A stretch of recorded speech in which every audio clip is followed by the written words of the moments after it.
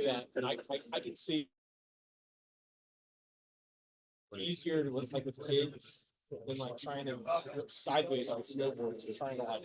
Good afternoon, everybody. Put them right between. Glad you're here. I'm part of the Lake Houston Rotary. For those that are guests, my name is Roger Brown and I'm serving as this year's president, and it's an honor and a privilege to be doing that. If you'll please join us, we begin our each meeting with a prayer, and I think Miss Shannon Carr is going to do that for us. There she is. There she is. You'll bow your heads. Heavenly Father, thank you so much for gathering all of us together and to enjoy this time of fellowship. Please continue to help bless all of our families and our friends and our businesses and all of those nonprofits and other organizations in the area and the community. Help us to be a light of your love to all of them. Please bless this food and nourish our bodies. In Jesus' name, amen. Amen. Thank you so much. Now we pledge, please. Pledge allegiance to the flag of the United States of America and to the republic for which it stands, one nation under God, indivisible, with liberty and justice for all.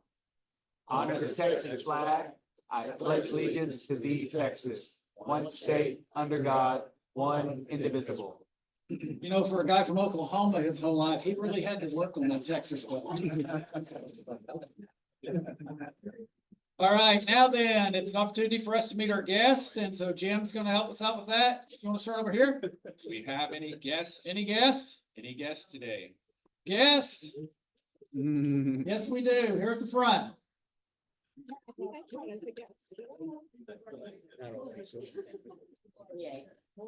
Unless he asks you. No.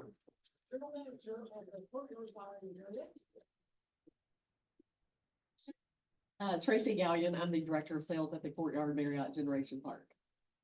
All right, you're welcome. Glad you're here.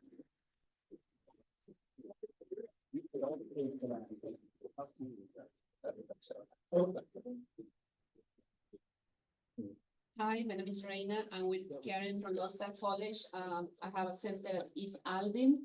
At my center, we teach different programs for the community, such as welding, inspection technology, stock technology, clinical medical assistant, nursing. We have a law enforcement academy as well. So if anyone wants to learn more about those programs, I'll be happy to talk to you. Good, welcome. Anyone here? Any other guests? They all look familiar here with this type. Anyone else? All right, very good. So, as you know, we've been doing this for some time, meeting a board member. And I think some of you will know this person because she's been involved in our club for some time. And I think she does something with Youth Exchange. I'm not quite sure. Susan? Where's Susan? Where is Susan? There she is. I think she's going to share with us her Rotary story, and so I'm excited to hear this because I know you've been here a while, so just don't know your story on Rotary. It's a long story. Eric, you gonna beam me up? You're there. Okay. Well, for those of you that don't know me, this is a really brief bio of my 77 years on this earth. I was born in Northwest Ohio. My dad had supermarkets. We all worked. There was 4 girls in our family. Rode horses, was Girl Scout, did 4-H, sewing and horses, and graduated from Ball State from Muncie, Indiana. And that BS in marketing is just what it says. And then I worked at Dallas Ayers department store for 25 years. I was a sportswear buyer and a children's ready-to-wear merchandise manager. And then they merged and I moved to Houston in '92, and I was this kind of an oxymoron, the ladies' coat buyer for Foley's. But in those 9 years, you need to know that in a department store in those days, there was about 100 buyers. I was buyer of the year 2 or 3 times because, by God, when it gets cold here, we sold a lot of coats. And then I joined Rotary because I couldn't play golf very well anymore. So I'll talk about that. And I always attend the Indy 500. If you've lived in Indianapolis, you get hooked on basketball and Indy 500. I still organize my high school reunions, and we have LSARS reunions when we go up for the race. And I love Rotary. So next slide. This is gonna probably be boring, and I'm gonna try not to take all your time, but that was my grandmother's store in 1927. And that is Broadbeck's in 1957, and we lived right next door to the store. So then it progressed. Next slide, built a bigger store. And that's my dad and my three sisters.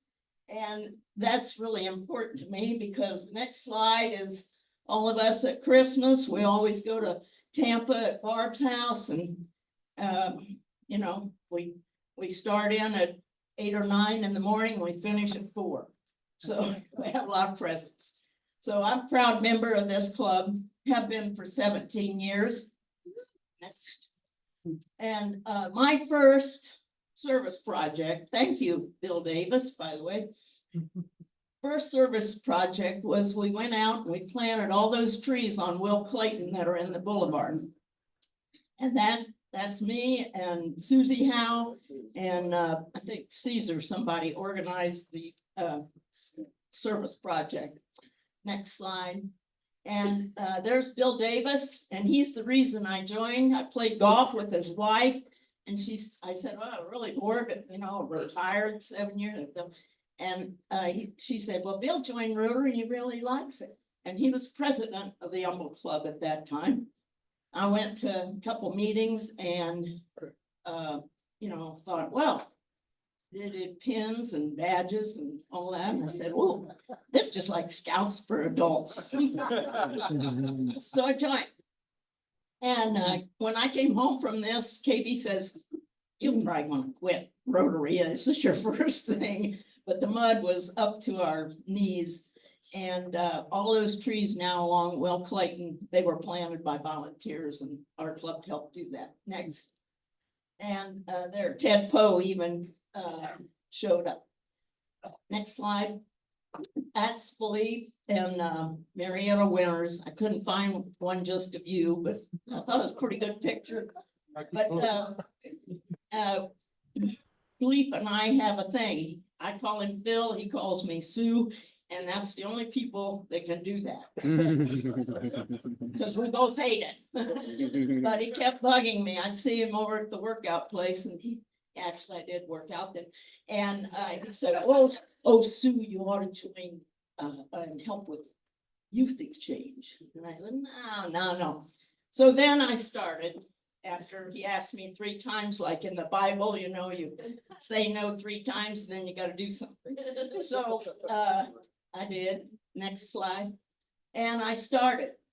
And this was the first exchange student from Istanbul, Merve, and she was from Turkey. And so I started bringing her to meetings. And next. And then the next ones. Those of you that have been here a while, Derbies and Phil and a few others, you'll recognize some of these people. But Lorianne and Charlene were here, but we have a continuing story. Valerie, we went to see them in Belgium. We went to see Charlene get married. Next slide. And we met over there in Liège, and we also saw another exchange student that we had hosted from Belgium, Sean. Next.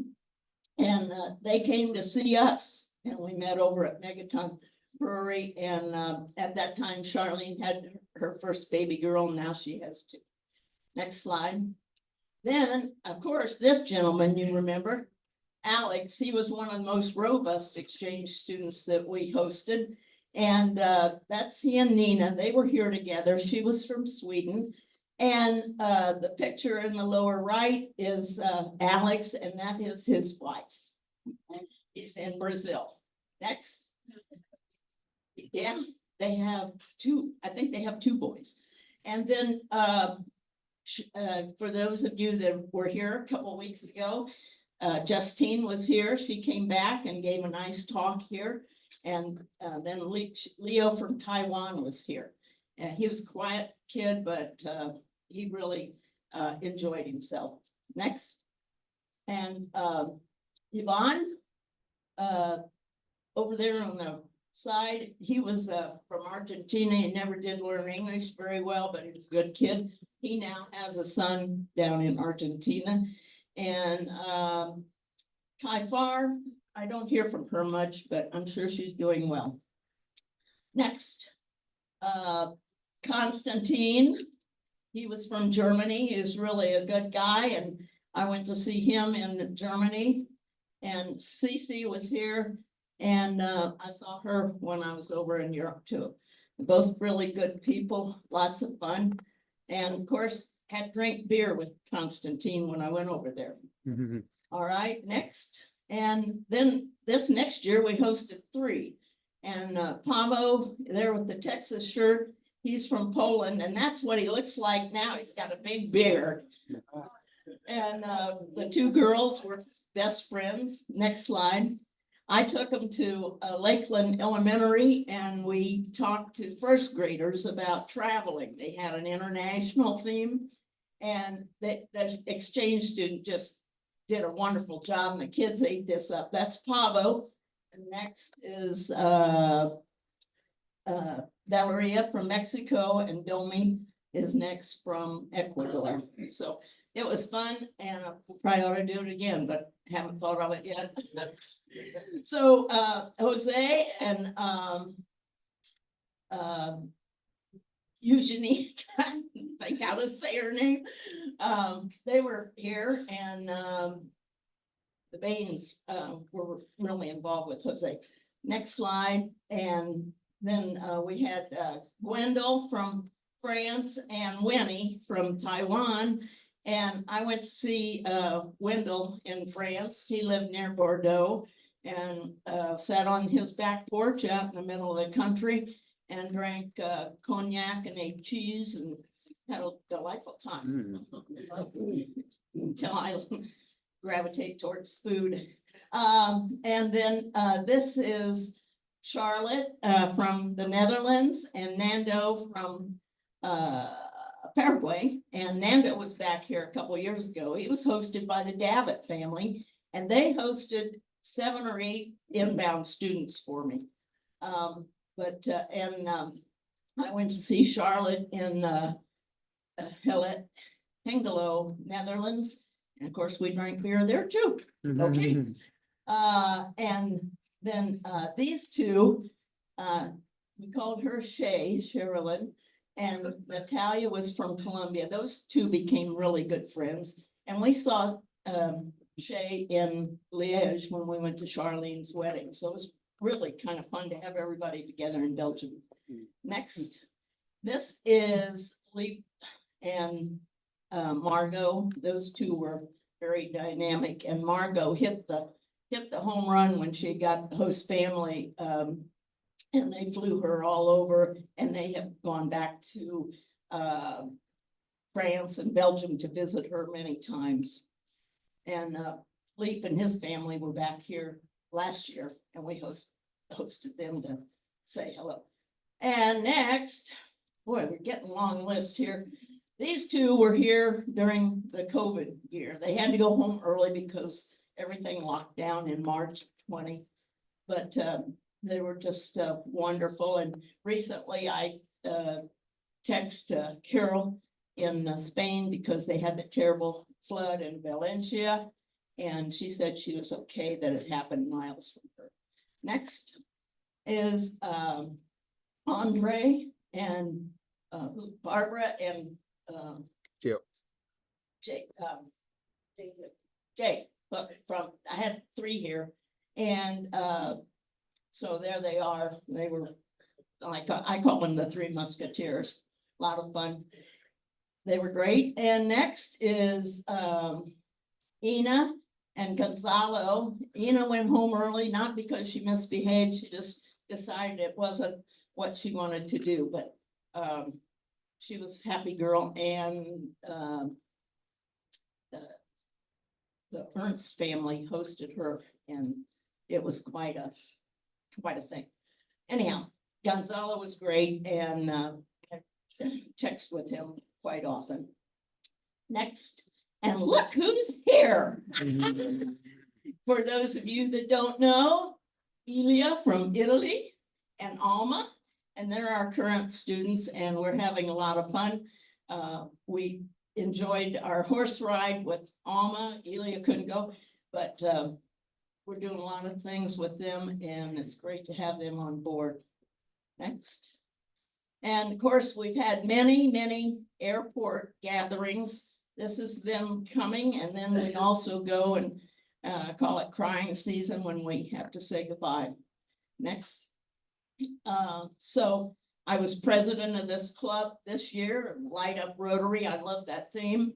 And next is during that time, we made a big change from 47 years of having a spaghetti supper, and we changed it around and started with a fish fry. And one of our members came up with the slogan. She says, real simple, eat fish, change lives. And that's what we did. So we did that, and this was at the Bridge Fest, which we're going to repeat this coming spring on March 22nd. Next. And of course, you got to do a little bell ringing. I don't know, are we bell ringing this year? Okay, well, we want a lot of people to volunteer and get out for that. It's fun. And next, and then fundraising is our business. Of course, we're going to auction off a car. And next, and always KB is right there enjoying the fun, and she gives me a goose every once in a while to get up and get going. So next, I think that's it, maybe. That's it. All right. I have to tell you, I went down a rabbit hole yesterday, and my first presentation was 80 slides. So yeah, but thanks, everybody. This is a great club. If you don't realize it yet, you will when you start doing more. Thanks. Okay, how about Hampton again? Love the history. Now, thank you so much for sharing. I love that. I love the history of our club and all that you've done for it, and you definitely made a difference in the world. All right, announcements. Do we have announcements? Okay, comment. I don't think you realize how important Susan is to this program with the exchange students. I've been a member of several of the Rotary clubs, primarily in California, and we have more exchange students in this club than all the other clubs I've been in combined. So she does a lot of work on this. It's not easy work, but it's great for the kids. And I look back on the other clubs I was in, I wish they had been doing what she's doing here. So just, I want to know, she should be really appreciated for this because it's a lot of work. So. All right, any other announcements? Yes, He's got this one. you've got that back there. This Saturday, Hopeful Hearts has a chili cook-off cornhole tournament happening 2 p.m. at what used to be Nico's. I think it's called Kingwood something, whatever Nico. It's Nico's, and that's at 2 o'clock. Do what? Kingwood Neapolitan Grill, but Emmy even says that she's gonna still call it Nico's. So so there's 9 people signed up to do their chilies, and that part's gonna be on inside. So come, just join, have fun, eat all that chili, and you get to vote. So it's gonna be, the people's choice, and then also we have 3 judges that are chefs and things like that. So I wanted to share that, but also share with you if you have any companies that would be willing to sponsor our gala. It's February 28th, a Friday. It's at Megaton again. I know some of y'all came last year. You had a good time, right? You had a good time. So if you're interested or you think your company will be interested, let me know. Thanks. All right, very good. Anything else? Yes. Okay, we see Jessica back there. Hi, Jessica. I haven't seen you in since 20 minutes ago? No, I'm just kidding. So Bridge Fest. March 22nd. Today, after the meeting, we do have a social club meeting, but we also have a Bridge Fest meeting. And our goal today is to give you guys kind of the big picture look of what we're going for with Bridge Fest. And I would like to say, if you're sitting in a chair in this room right now, you are working the Bridge Fest. You are on a committee, you are volunteering. There is something for everybody to do. So I really, really want to encourage you guys to come to the meeting. Also, probably after, starting in January, we're gonna be having a regular Bridge Fest meeting on Wednesdays from 10 a.m. to Rotary time. We probably won't have the meeting on board meeting days, but if, we're looking for committee chairs, and then we're looking for volunteers to help those committee chairs. So we'll let you know of that standing meeting, but just keep in mind that we would like for you to attend, because the more knowledge you have about what we're doing, the better you can help us. You want the mic for a sec, Jess? You know how I feel about the microphone.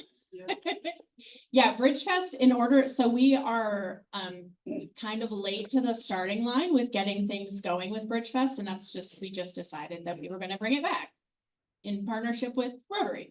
So to do that, to do it anytime requires all hands on deck, but to do it between now and March 22nd really requires people to step up and be willing to do a lot of it. Just, we're all spread thin, so many hands make light work. That's my pitch for today.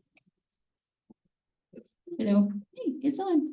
Hey, everybody, I'm Sheena Grinner, Summer Creek Satellite Club President. I just want to take a moment. We had our Speaker Appreciation Award ceremony last Tuesday.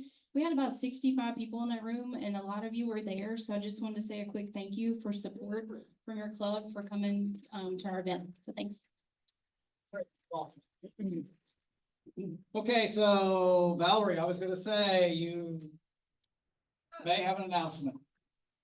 Announcements. The next time we see each other, it's gonna be at our holiday party. So I know they've already been shoving the Christmas down our throats No for a few meeting weeks next now. week. No meeting next week. No meeting the following week. But that night, Wednesday, December the 4th, we're going to meet at Italiano's in Humble, where we've done it the past few years for our holiday party. So 6 o'clock, we're gonna send an email for you to hopefully reply to, so we can get a number and account for some good yummy food and some fun. So mark your calendars for that. Then also since we're already in December, I think the following week then will be the 11th. We'll actually have a meeting that day. We'll be here on the 11th. That's our one meeting. That's the one meeting in December here. December 11th, yes. So we only have one more meeting here for the year. Yes. Leave it. All right, anything else? Say hi to Les. Oh, yeah, we do need to say hi to Les. Hi, Les. He's not a guest, but glad he's here. I think this is, are you headed back after this week?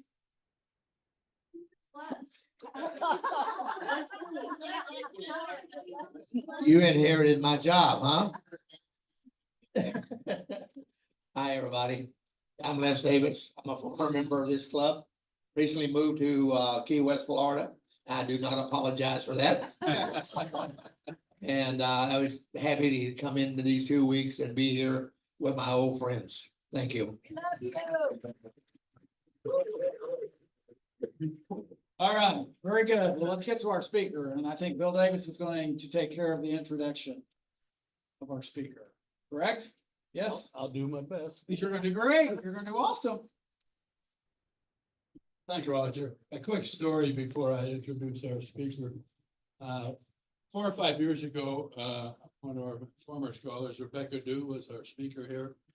She's brilliant. She was from China. She went to Northwestern University in Chicago, where she's studying for pediatric neurological surgery. So she's pretty bright. She's in her 4th year now. I asked her once, when can you start playing with brains? And she said, after 3 years. And I said, and when can you do it alone? And she said, after 6 years. So, when she came, I introduced her and I mentioned 4 or 5 things about her. And then she got up and said, Bill's already told you everything I was gonna tell you. So lesson learned. Please welcome Amelia.